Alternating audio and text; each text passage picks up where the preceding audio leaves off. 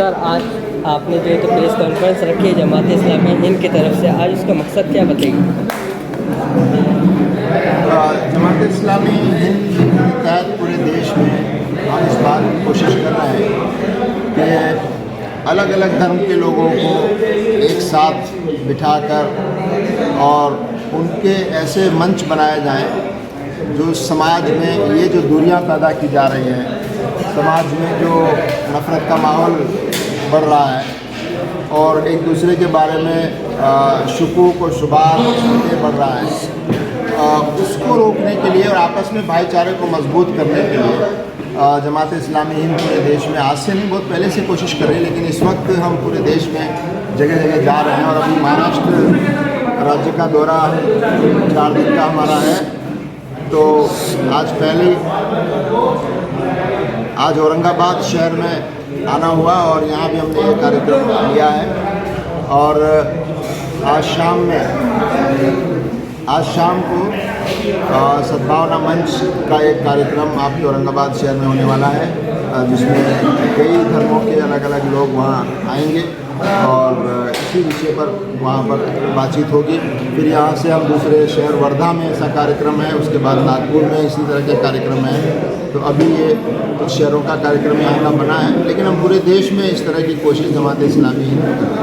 Sir, कुछ समाज सेवक MP साहब इम्तियाज़ जलील साहब मंशियात को रोकने के वास्ते कुछ ना कुछ प्रोग्राम ले रहे हैं, लेकिन मंशियात जो रुक नहीं रही है, तो इसमें किसका हाथ है? क्योंकि कंपनी तो लॉन्च करते नहीं, देखने में आता है कुछ ना कुछ किसी के निगरानी में बाहर आती है, लेकिन मंशियात रुक नहीं रही, उससे मर्डर हो रहे हैं।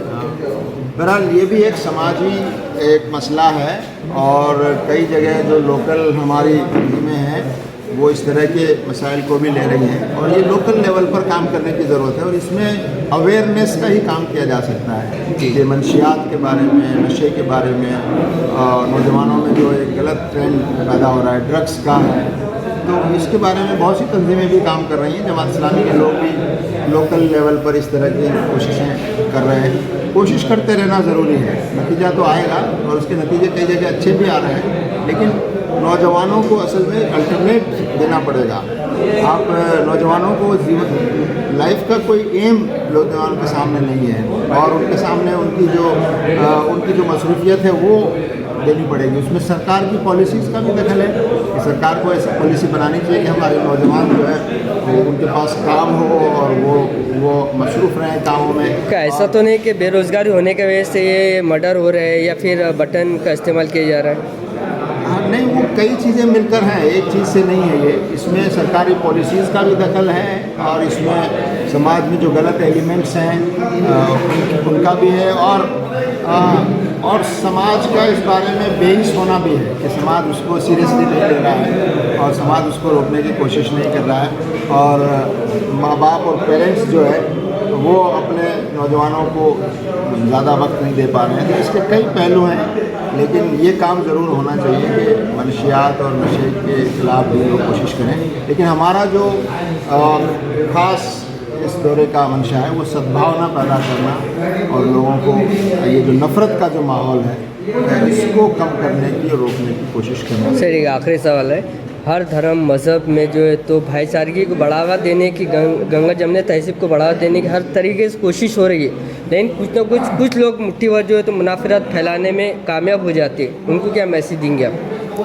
नहीं, देखिए, वो जो लोग ऐसा कर रहे हैं वो नासमझ लोग हैं और वो अपना भी भला नहीं समझ रहे हैं और समाज का और देश का भी नुकसान कर रहे हैं, लेकिन ऐसे लोगों की तादाद बहुत ज़्यादा नहीं है। तो हमारी सबकी जिम्मेदारी है कि ऐसे लोगों को भी समझाया जाए अगर वो समझने की पोजीशन में है, और लेकिन ये कि इस माहौल को रोकने की कोशिश करें और ख़ासतौर से मीडिया आप जैसे लोग जो है अगर अच्छी बातों को ज़्यादा जगह देंगे, अच्छी बातें ज़्यादा फैलाई जाएंगी तो उसके असरात कम होंगे।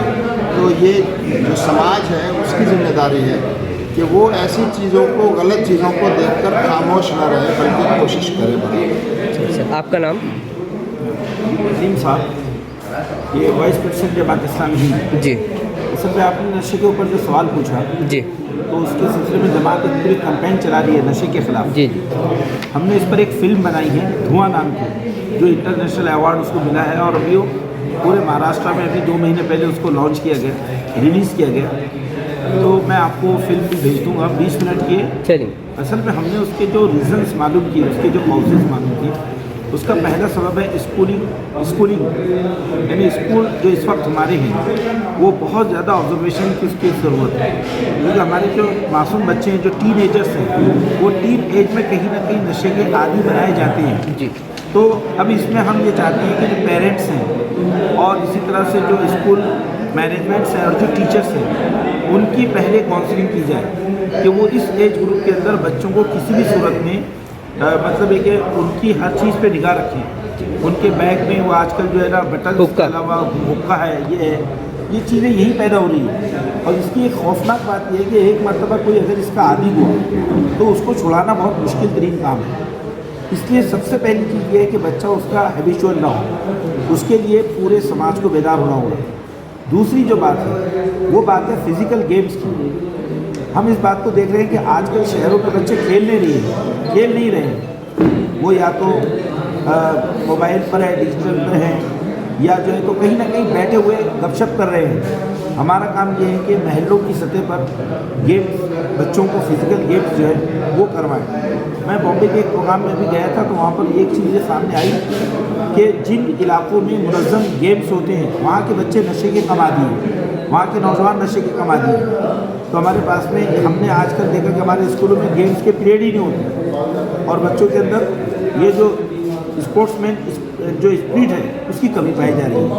तीसरी जो चीज़ है जो आपने उसकी तरफ तवज्जो दिलाई है कि इसमें जो है ना गवर्नमेंट सब यानी पुलिस डिपार्टमेंट इस सिलसिले में बहुत ज़्यादा जवाब देगा।